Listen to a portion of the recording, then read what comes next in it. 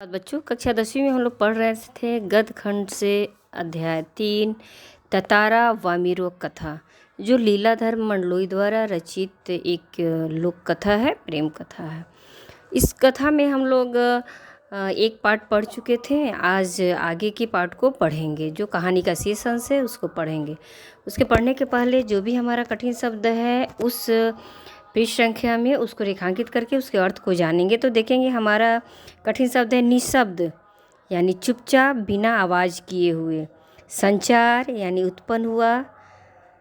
असंगत, अनुचित, सम्मोहित, मुग्ध, झुंझलाना यानी चीढ़ना। निश्चयपूर्वक, दृढ़ता के साथ।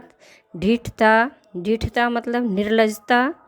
विचलित यानी अपने मार्ग से भटकना। चेतना यानी अनुभूति। आग्रह यानी जिद करना। केंद्रित, किसी पर टिकी या लगी हुई। आगे वाले पृष्ठ में देखेंगे हमारा कठिन शब्द जो है अन्यमनस्कता पूर्वक। अन्यमनस्कता पूर्वक अर्थ होता है जिसका चित्त कहीं और हो।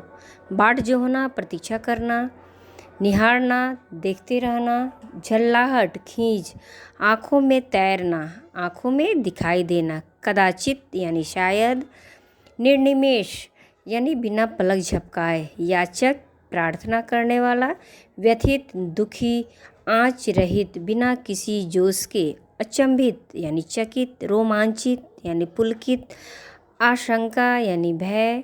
प्रतीक्षारत, प्रतीक्षा में लगा हुआ। झुरमुट, झुंड।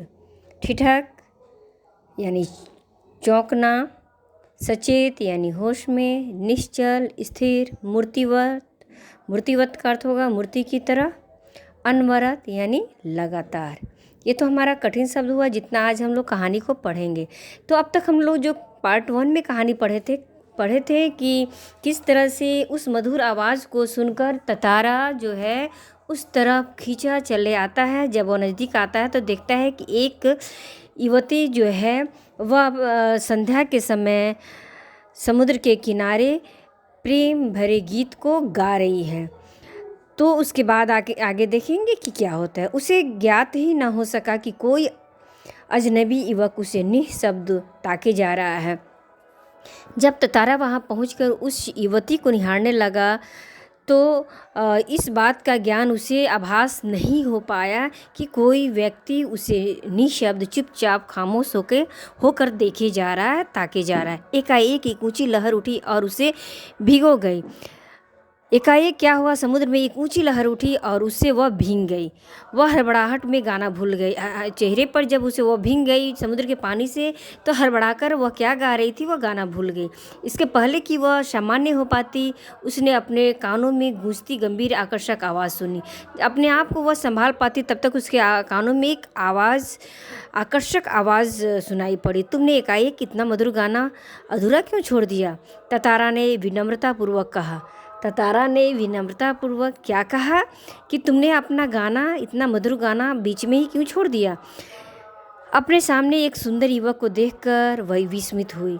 अपने सामने वामिरो एक सुंदर युवक को देखकर हैरान हो गई। उसके भीतर किसी कोमल भावना का संचार हुआ। उसके अंदर जो है एक नाजुक भावना का संचार हुआ, किंतु अपने को संयत कर उसने बेरुखी के साथ जवाब दिया। लेकिन अपने आप को वह संभालते हुए बड़े ही अनमने ढंग से जवाब दिया। पहले बताओ तुम कौन हो? इस तरह मुझे घूरने और इस असंगत प्रश्न का कारण क्या कहती है वामिरो? पहले ये बताओ कि तुम कौन हो और इस तरह से मुझे घूरने का, देखने का और इस तरह से प्रश्न करने का। अपने गांव के अलावा किसी और गांव के युवक के प्रश्नों का उत्तर देने को मैं बाध्य नहीं हूँ, यह तुम भी जानते हो। क्या कहती है कि इस तरह से तुम्हारे असंगत प्रश्नों का जवाब मैं नहीं दे सकती। मैं किसी दूसरे गांव के पुरुष को, युवक को अपने प्रश्नों का जवाब देने के लिए मैं बाध्य नहीं हूँ, बंधी हुई नहीं हूँ। ततारा मानो सुधबुध खोए हुए था। ततारा लगता था कि वो अपने होश हवास खो बैठा है। जवाब देने का स्थान पर उसने पुनः अपना प्रश्न दोहराया, तुमने गाना क्यों रोक दिया? वह उस बात का जवाब दिए बगैर वह फिर अपनी बात को दोहराता है कि तुमने गाना क्यों रोक दिया? गाओ, गीत पूरा करो। क्या जिद पकड़ लेता है? गाओ, गीत पूरा करो। सचमुच तुमने बहुत सुरीला कंठ पाया है। क्या कहता है ततारा वामिरो को कि सचमुच तुमने बहुत मीठा मधुर कंठ पाया है। यह तो मेरे प्रश्न का उत्तर न हुआ, युवती ने कहा। तब युवती ने झल्लाहट में झुंझला कर कही कि यह तो मेरे प्रश्न का उत्तर नहीं हुआ। सच बताओ तुम कौन हो? लपाती गांव में तुम्हें कभी देखा नहीं। कहता है वह कि सच बताओ कि तुम कौन हो? लपाती गांव में तो मैंने तुम्हें पहले कभी देखा नहीं। ततारा मानो सम्मोहित था। ततारा उस पर मुग्ध था। उसके कानों में युवती की आवाज़ ठीक से पहुंच न सकी। उसने पुनः विनय की, तुमने गाना क्यों रोक दिया? गाओ ना। ततारा के सवालों का जवाब जो वामिरो पूछ रही थी वह ना सुन रहा था, और फिर वह अपनी बात को दोहराते हुए कहा कि तुमने गाना क्यों रोक दिया? गाओ ना। युवती झुंझला उठी। वह कुछ और सोचने लगी। अंततः उसने निश्चयपूर्वक एक बार पुनः लगभग विरोध करते हुए कड़े स्वर में कहा। युवती जो है वामिरो है झुंझला उठी, और वह उसने थोड़े विरोध के आवाज़ में निश्चय होकर दृढ़तापूर्वक कहा कि विरोध करते हुए, उसकी बातों को विरोध करते हुए बोली, दृढ़ता की हद है। क्या कहती है कि हद हो गई तुम्हारी दृढ़ता की? मैं जब से परिचय पूछ रही हूँ और तुम बस एक ही राग आलाप रहे हो, गीत गाओ गीत गाओ। आखिर क्यों? क्या कहती है ततारा वामिरो कि तुम तो हद हो गए। दृढ़ता की भी हद होती है कि मैं पूछ रही हूँ कि तुम कौन हो, तुम्हारा परिचय जानना चाह रही हूँ, और तुम हो कि गीत गाओ ना के सुर लगाए हुए हो। क्या तुम्हें गांव का नियम नहीं मालूम? इतना बोलकर वह जाने के लिए तेजी से मुड़ी। वह पूछती है वामिरो ततारा से, क्या तुम्हें हमारे गांव के नियम मालूम नहीं है? ततारा को मानो कुछ होश आया। उसे अपनी गलती का एहसास हुआ। वह उसके सामने रास्ता रोककर मानो गिड़गिड़ाने लगा। ततारा को अपने गलती का एहसास होने लगा, और वह वामिरो के रास्ता को रोककर वहाँ गिड़गिड़ाने लगा, उसे याचना करने लगा, मुझे माफ़ कर दो। जीवन में पहली बार मैं इस तरह विचलित हुआ हूँ। क्या कहता है कि तुम मुझे माफ़ कर दो, मैं पहली बार इस तरह से अपने मार्ग से भटका हूँ। तुम्हें देखकर मेरी चेतना लुप्त हो गई, तुम्हें देखकर मेरा होश जो है वह गायब हो गया। मैं तुम्हारा रास्ता छोड़ दूंगा, बस अपना नाम बता दो। ततारा ने विवशता में आग्रह किया। ततारा ने लाचारी में उसे आग्रह करते हुए कहता है कि तुम बस अपना नाम बता दो मुझे। उसकी आंखें युवती के चेहरे पर केंद्रित थी, और ततारा की जो निगाहें हैं वह युवती के चेहरे पर रुकी हुई थी, टिकी हुई थी। चेहरे पर सच्ची विनय थी। ततारा के चेहरे पर सच्ची आग्रह थी। वामिरो, एक रस घोलती हुई आवाज़ उसके कानों में पहुंची। वामिरो जवाब देती है कि वामिरो। यह मधुर आवाज़ ततारा के कानों में पहुंचती है। वामिरो वामिरो, वाह कितना सुंदर नाम है। ततारा उसके नामों को दोहराते हुए कहता, वामिरो वामिरो, वाह कितना सुंदर अच्छा नाम है। कल भी आओगी ना यहाँ? वह वामिरो से याचना करते हुए कहता है कि तुम कल भी यहाँ आओगी ना? ततारा ने याचना भरे स्वर में कहा। ततारा क्या कहता है याचना भरे स्वर में कि तुम कल भी यहाँ आओगी ना? नहीं, शायद कभी नहीं। वामिरो जवाब देती है कि नहीं, मैं कभी नहीं है, शायद मैं यहाँ कभी नहीं आऊँगी। वामिरो ने अन्यमनस्कता पूर्वक कहा, और झटके से लपाती की तरफ बेसुध सी दौड़ पड़ी। वामिरो अनचाहे मन से जवाब देते हुए वह अब तेजी से झटके से बेसुध होकर अपने गांव की तरफ मुड़ गई। पीछे ततारा के वाक्य गूंज रहे थे, वामिरो मेरा नाम ततारा है। वामिरो को ततारा अपना नाम बताता है कि मेरा नाम ततारा है। कल मैं इसी चट्टान पर प्रतीक्षा करूंगा, तुम्हारी बाट जो हूँगा, जरूर आना। क्या बोलता है ततारा कि मेरा नाम ततारा है और मैं कल इसी चट्टान पर तुम्हारा इंतजार करूंगा और तुम जरूर यहाँ आओगी। वामिरो रुकी नहीं, भागती ही गई। ततारा उसे जाते हुए निहारता रहा। वामिरो क्षण भर के लिए नहीं रुकती है और वह तेजी से भाग निकलती है, लेकिन ततारा उसे एकटक निहारता रहता है। वामिरो घर पहुंचकर भीतर ही भीतर कुछ बेचैनी महसूस करने लगी। वामिरो जैसे ही अपने घर पहुंचती है वह कुछ छटपटाहट से महसूस करती है। उसके भीतर ततारा से मुक्त होने की एक झूठी छटपटाहट थी। उसके अंदर वामिरो से अलग होने की एक दिखावे वाली छटपटाहट थी, बेचैनी थी। एक झल्लाहट में उसने दरवाज़ा बंद कर किया और मन को किसी और दिशा में ले जाने का प्रयास किया। क्या कि वामिरो की एक झटके में दरवाजे को बंद करके और ततारा पर से अपने ध्यान को हटाने का कोशिश की। बार बार ततारा का याचना भरा चेहरा उसकी आंखों में तैर जाता था। वामिरो के सामने ततारा का याचना भरी जो चेहरा था, उसकी आंखें थी, उसके सामने घूम उठती थी, नाच उठती थी। उसने ततारा के बारे में कई कहानियाँ सुन रखी थी। वामिरो ततारा के बारे में कितनी कहानियाँ सुन रखी थी।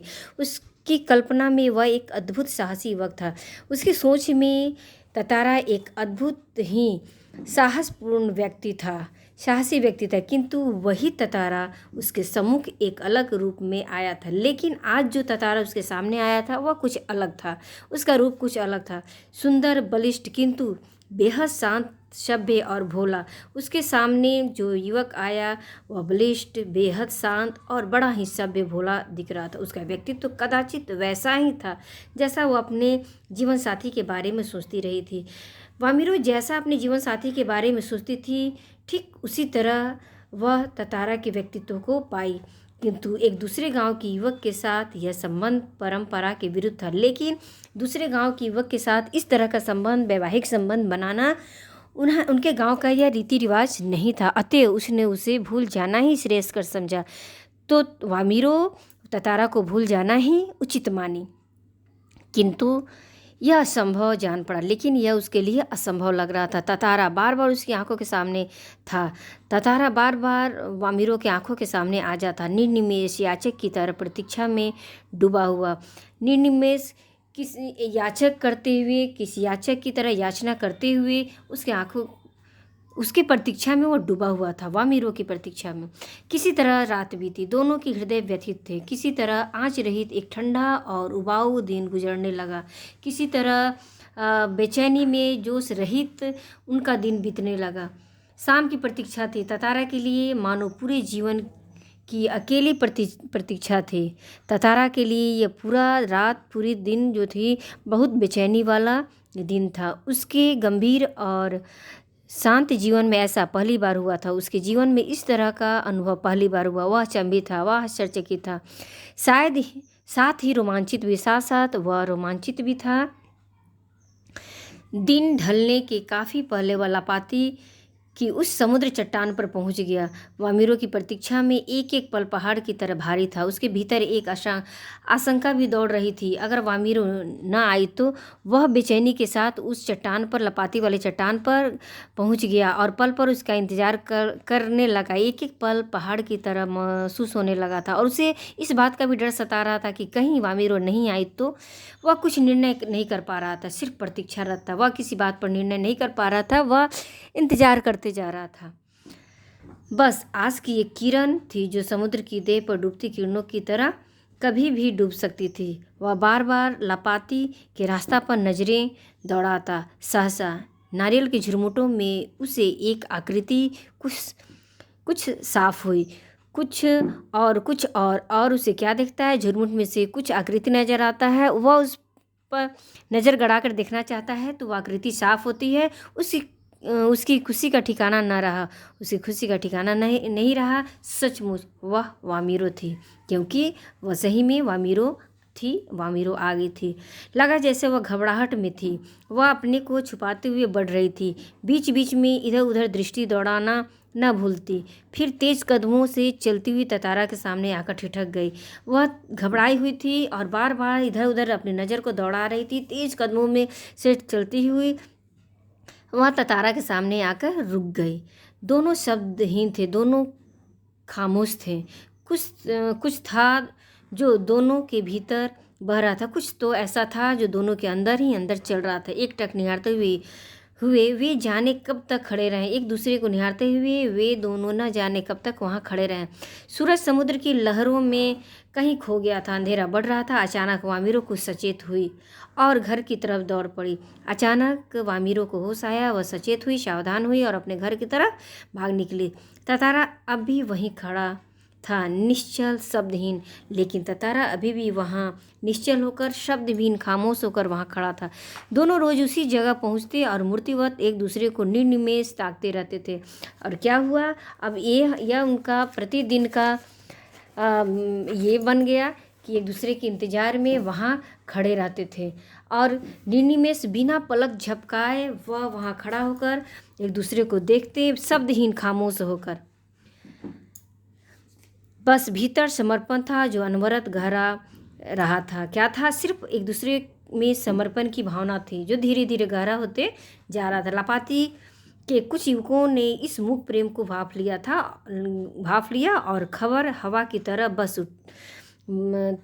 तरह बह उठी। क्या था, गांव लपाती गांव के कुछ लोगों ने इस स्थिति को देख लिया था और भांप लिया था, और ये खबर जो है हवा की तरह पूरे गांव में फैल गई। वामीरो लपाती ग्राम की थी और ततारा पासा का।